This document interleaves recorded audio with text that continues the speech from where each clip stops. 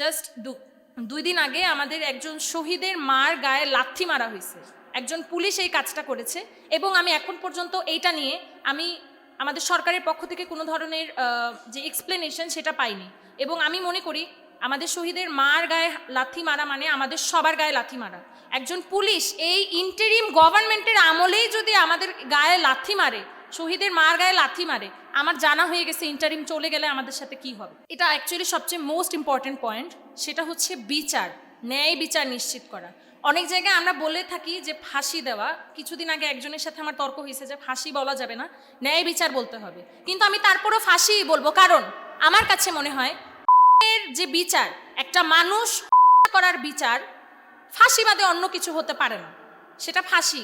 আমি অবশ্যই ফাঁসি বলবো, কারণ আমার ভাইকে যে মারছে, সেই সাথে আমার ভাই সহ যতগুলো ভাইকে মারছে, প্রত্যেকটা ভাইয়ের যারা করেছে প্রত্যেকটা মানুষের আমি ফাঁসি চাই।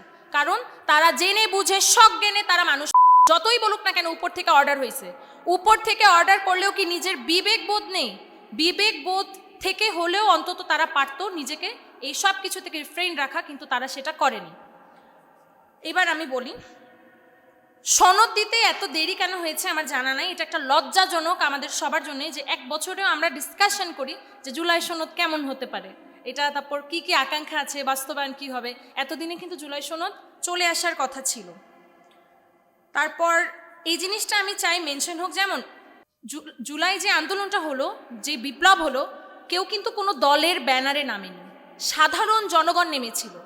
কেউ কোনো দলের ব্যানারে নামেনি, আমি বিএমপি, আমি জামাত ইসলামী, আর তখন তো এনসিপি ছিল না, কেউ কোনো দলের ব্যানারে নামেনি। সেই সময় সাধারণ জনগণ নিজের বিবেকের তাড়নায় নেমেছিল। সেই সময় যখন দেখছে রাস্তা নদী, এটা তো ওপেন, এটা তো মানে লুকানো হয় নাই, রাত্রেবেলা হয় নাই, এটা একেবারে ওপেন দিনের আলো। আমার ভাইকে মারছে 3:37 একেবারে দিনের আলো, ওপেন, সবার সামনে মারছে। তো যখন মানুষ দেখছে যে এরকম ওপেনলি মানুষ মারতেছে, তখন কেউ আর নিজেকে ঘরে আটকে রাখতে পারেনি বলে রাস্তায় নেমেছে, কোনো দলের আন্ডারে না। তো আমার কাছে মনে হয় সাধারণ জনগণ হচ্ছে এই আন্দোলনের মাস্টার মাইন্ড। এই যে একজন একটু আগে এসে বলে গেল 2 দিন পর পর আমরা নতুন নতুন মাস্টার মাইন্ড দেখি, কেউ মাস্টার মাইন্ড না, সাধারণ জনগণ মাস্টার মাইন্ড বলে আমি মনে করি। আচ্ছা, জুলাই সনদে এই জিনিসটা মেনশন থাকা উচিত যে পরবর্তী যেই দলই আসুক না কেন, তারা হচ্ছে বিচারটা যদি এই সার্টেন টাইমের মধ্যে, অবশ্যই স্টার্টিং করে দিয়ে যেতে হবে, বাট একেবারে প্রত্যেকটা হত্যা এবং আহত যারা আছে তাদের অঙ্গহানির বিচারটাও কিন্তু করতে হবে। একটা জলজ্যান্ত মানুষকে আপনি অন্ধ করে দিলেন, তাকে পঙ্গু করে দিলেন, সেটার বিচার হবে না, সেটার বিচারটাও যাতে করে দেওয়া হয়। আচ্ছা, আরেকটা কথা আমি বলি, সেটা হচ্ছে আমি মনে করি এবং আমি চাই, আমি সহ সকল শহীদ পরিবার আমরা এই জিনিসটা চাই যে যে বিচারটার কথা আমরা সবসময় বলি না, এই বিচার চাই আমরা, সেই বিচারটা যাতে এই ইন্টারিম সরকারের আমলেই হয়।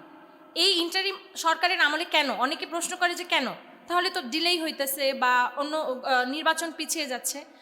বিষয়টা হচ্ছে তারা যেহেতু দায়িত্ব নিয়েছে এসে আমাদের, অবশ্যই তাদেরকে আমাদের কাছে যাতে তারা জবাবদিহি করতে পারে যে 1 বছর অথবা 1.5 বছর ধরে তারা কি করলো, এটার মধ্যে আমাদের বিচারটাকে ইনক্লুডেড কিনা, তারা আমাদেরকে সঠিক জবাবটা দেওয়ার মতো নিজেকে প্রস্তুত করতে হবে। অবশ্যই বিচার কাজ এই ইন্টারিম গভর্নমেন্ট থাকাকালীনই এটা কমপ্লিট করতে হবে, কারণ এই ইন্টারিম গভর্নমেন্ট আমাদের শহীদদের রক্তের উপর দাঁড়িয়ে আছে। কেউ এটা কোনো ইলেকশনে আসেনি, এটার ম্যান্ডেট দিয়েছে আমাদের শহীদদের রক্ত।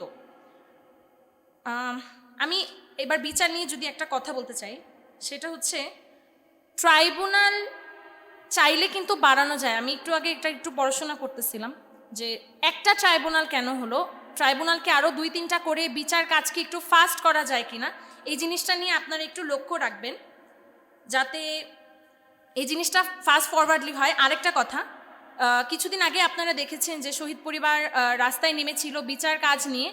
একদম মেনশন করে আমি যদি বলি, যাত্রাবাড়িতে শহীদ ইমাম হাসান তাইম, তার হত্যা মামলার একজন আসামি, তাকে হচ্ছে জামিন দিয়ে দেওয়া হয়েছিল এবং এর প্রতিবাদে আমরা সবাই রাস্তায় নেমেছিলাম ওই দিন। তখন সেটার জবাবে আমাদের আইন উপদেষ্টা বলেছিলেন যে বিচার বিভাগ হচ্ছে স্বায়ত্তশাসিত এবং এটাতে ওনার হাত নেই। আমরা যদি বলি যে ধরে না কেন, মানে কোনো আসামি ধরতেছে না কেন, তখন সেটা নিয়ে ওনার উত্তর থাকে এটা আমি জানি না, স্বরাষ্ট্র মন্ত্রণালয় থাকে। যদি বলি জামিন দিয়ে দিচ্ছে কেন, কেউ এক একজন দায়িত্ব আরেকজনের দিকে ঠেলে দেয়, তাহলে আমরা প্রশ্ন করব কার কাছে? এই যে জামিন হয়ে যাচ্ছে বিভিন্ন আসামির, আমি তো একেবারে নাম মেনশন করে বললাম যে সাজ্জাদুজ্জামান ছিল, উনি খুব সম্ভবত এসআই পদ ওনার, উনি হচ্ছে ছাড়া পেয়ে গেল জামিনে। এইটার যে প্রশ্নটা আমরা কাকে করব, এই প্রশ্নটা করার প্লেস আসলে খুঁজে পাচ্ছি না। আপনারা একটু বলে দিবেন কার কাছে যে করলে এটার সঠিক উত্তর আমরা পেতে পারি। এর কাছে বললে বলে আমি জানি না, ওর কাছে বললে বলে আমি জানি না। কারো না কারো তো জানতে হবে, না হলে আমরা কার কাছে প্রশ্ন করব? এই যে মানে অবাধে আসামি জামিন হয়ে যাচ্ছে, আমার জানা নাই যে কেন জামিন হচ্ছে। প্রথমত এটা সেট করা উচিত ছিল বলে আমার মনে হয়, যে পুলিশের বা যে কোনো ফোর্সে যারা আছে তাদের যাতে জামিন না হয়, এবং রাজনৈতিক ব্যক্তিবর্গ যারা আছে তাদের নামে মামলা হয়েছে তাদের যাতে জামিনটা না হয়। কারণ অবশ্যই এই জিনিসটা তারা ওই সময় এই যে খুনের সাথে তারা লিপ্ত ছিল। আর শেষ করব একটা জিনিস দিয়ে, একটু আগে ওই যে শহীদের সংখ্যা নিয়ে কথা উঠতেছিল, এটাও আমি মনে করি ইন্টারিমের আরেকটা লজ্জার জায়গা। সেটা হচ্ছে এখন পর্যন্ত সঠিক শহীদের হিসাবটাই তারা বলতে পারলো না। এখন পর্যন্ত কেউ বলে 1000, কেউ বলে 1400, কেউ বলে 1500। কেন এত এত নাটক কিসের এই সংখ্যাটা নিয়ে? এই সংখ্যাটা কি তারা বিগত 1 বছরে বের করতে পারলো না? এই যে রায়ের বাজার বুদ্ধিজীবী কবরস্থানে 114টা লাশ, এটা নিয়ে অনেক কথা হয়েছে, অনেক কিছু। এই যে কিছুদিন আগেও শুনলাম যে লাশ উত্তোলন করবে, আজকেই করবে, কালকেই করবে, কিন্তু এখন পর্যন্ত সেটা হয়নি। বরং সেখানে ওই যে পাকা করে দিয়েছে কবরগুলো। তো তাদের যে স্বজনরা, তারা কি জানতে চাইতে পারে না যে আমার বাচ্চাটা কোন কবরে শুয়ে আছে? এই অধিকারটা কেন তাকে রাষ্ট্র দেয়নি এখন পর্যন্ত? বিগত 1 বছরে কি সময় পাইল না? এই যে বা এতটুকু তারা কাজটা করতে পারলো না যে কবরগুলো আইডেন্টিফিকেশন হবে, তাদেরকে কবরটা পাকা করে দিল। কিন্তু সেই মাটা তো প্রতিদিন যায় ওই জায়গায় কান্না করবে যে 114টা কবরের মধ্যে আমার সন্তানের কবর কোনটা? এতটুকু অধিকার তাকে রাষ্ট্র কেন দেয়নি? আমার রাষ্ট্রের কাছে প্রশ্ন। এবং যত দ্রুত সম্ভব এই যে শহীদের সঠিক সংখ্যাটা, এইটা যাতে ডিক্লেয়ার করে দেয় তারা। কেউ কোনো জায়গায় লেখা 1000, কোনো জায়গায় 1400, এটা আমরা মানি না। কেন এত এই জায়গায় এত কনফ্লিক্ট? এবং আরেকটা কথা, অনেকেই এই প্রশ্নটা তুলে যে এই শহীদের সংখ্যা কিংবা আহতের সংখ্যা, এটা কি এটা জুলাই শহীদ স্মৃতি ফাউন্ডেশন কেন হচ্ছে এই সংখ্যাটা এখনো কনফার্ম করতেছে না? এই কাজটা জুলাই শহীদ স্মৃতি ফাউন্ডেশনের না, এটা হচ্ছে তো স্বাস্থ্য মন্ত্রণালয়ের আন্ডারে এই কাজটা এখন হচ্ছে। তো মূলত তাদের লিস্ট ধরেই কিন্তু জুলাই শহীদ স্মৃতি ফাউন্ডেশন কাজ করে। তো আপনারা এই জিনিসটাতে একটু জোর দিবেন, যাতে করে শহীদের যে মেইন সংখ্যাটা সেটা যাতে আইডেন্টিফিকেশন হয়, সেটা 1000 না, সেটা 1400 না 1500, এটা যাতে কনফার্ম করে। সেটা যদি 1001 হয়, সেটা যাতে এক্স্যাক্ট 1001ই হয়। 50 থেকে 100 বছর পরেও যাতে মানুষ এসে জানে যে 1001 জন শহীদ হয়েছিল। কিছুদিন পরে অ্যাড হবে, কিছুদিন পরে ডিডাক্ট হবে। এটাও কিন্তু আপনারা জানেন যে যাদের নামে গ্যাজেট হয়েছিল, সেই গ্যাজেটের মধ্যেও পুলিশ আছে, ছাত্রলীগ আছে, তারপর হচ্ছে এর ওর পিএস আছে, বিভিন্ন মেয়রের। তাহলে এটাও তো তাহলে শুদ্ধ হইল না, যে এই কাজটা করছে সেটাও শুদ্ধ না। তার উপর বাকি অনেকের নাম তো মেনশনও এখনো করতে পারেনি। আমি মনে করি এটা একটা ব্যর্থতা। ব্যর্থতা বলতে কোনো সমস্যা নেই। ধন্যবাদ।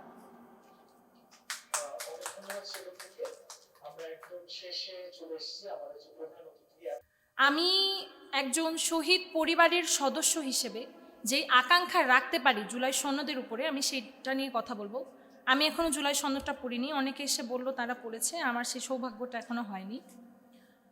প্রথমত, জুলাই সনদটা দ্বারা আমাদের এই যে 24-এর যে আন্দোলনটা হলো, এটাকে কিন্তু একদম প্রপার একটা স্বীকৃতি দেওয়া হবে। এই জুলাই সনদটা যদি না আসে বা প্রপার যদি এটাকে লেখা না হয়, সেই ক্ষেত্রে আমাদের 24-এর যে স্বীকৃতিটা সেটা আমরা ঠিকঠাক পাবো না। এবং জুলাই সনদ শুধুমাত্র কিন্তু একটা কাগজ না, এটা আমাদের ইতিহাসের একটা দলিল হয়ে থাকবে বলে আমি মনে করি, যেখানে উল্লিখিত থাকবে জুলাইয়ের গর্বিত ইতিহাস। এবং আমি বলবো যে আমার শহীদ পরিবার হিসেবে আমার এক্সপেকটেশনটা কি, সর্বপ্রথম অবশ্যই আমি চাবো যে এই জিনিস জুলাই সনদে শহীদ পরিবার এবং আহতদের যে সেফটি সিকিউরিটি, এই জিনিসটা যাতে ইনক্লুড থাকে। আপনারা জেনে থাকবেন যে ইতিমধ্যে অনেক এরকম কাহিনী হয়েছে যে আমাদের শহীদদের কবর ভেঙে দিয়েছে আওয়ামী ফ্যাসিস্টের দালালেরা। সেই ক্ষেত্রে তারপর আমাদের অনেক আহতদেরকে এখন পর্যন্ত হুমকি ধামকি দিচ্ছে, তাদের নামে নানান ধরনের মিথ্যা মামলা হচ্ছে। এই জিনিসগুলো নিয়ে আমরা কিন্তু অনেক ইনসিকিউরিটিতে ভুগতেছি। তো আমাদের যে সেফটি, এই সেফটিটা ইনশিওর করতে হবে, ওই জায়গায় লেখা থাকতে হবে। এবং আমি আপনাদেরকে একটা ছোট্ট ইনফরমেশন দিই,